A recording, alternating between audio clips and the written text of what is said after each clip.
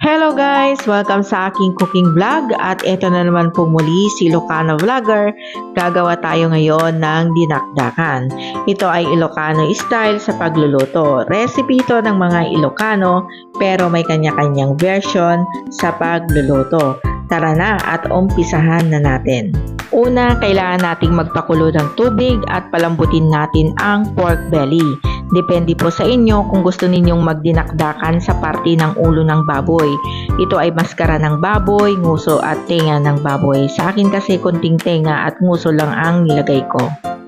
Kailangan lang nating palambutin ang tenga at nguso pati na ang pork belly.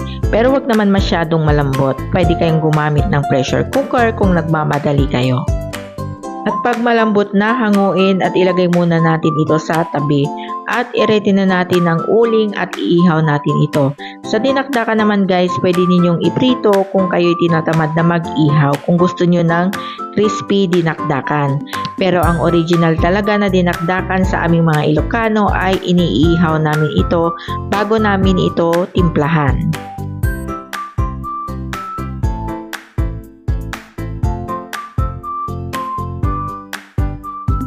At kapag naihaw na lahat, slice na natin ito ng maninipis. Depende sa gusto ninyong slice ng karne.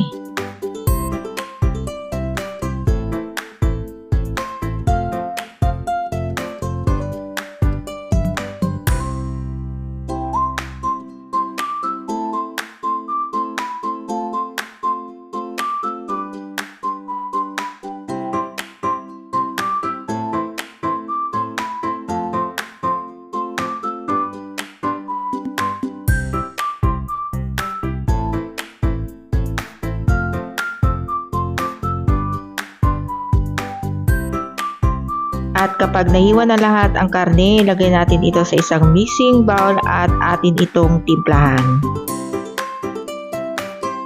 Prepare lang natin yung sauce na ilalagay natin sa karne. Yan yung magsisilbing panimpla natin. So mag-prepare tayo ng kalamansi, tapos maglalagay tayo ng mayonnaise. Ayan, mas masarap pag yung utak ng baboy ang ilalagay natin. Ayan po yung original talaga, dapat utak ng baboy ang nilalagay natin sa dinakdakan. So, since wala naman tayong utak ng baboy ngayon, ang ilalagay po natin ay ang mayonnaise. So, magdagdag din tayo ng sibuyas. Ihalo natin ito sa karne at timplahan natin ng konting asin at toyo. Halu-haluin at maglagay po tayo ng ground black pepper. And then, pwede na nating ihalo yung ginawa nating sauce, mayonnaise at kalamansi. Saka po tayo maglalagay dyan ng konting suka. Ayan, so dagdag lang tayo ng konting asin.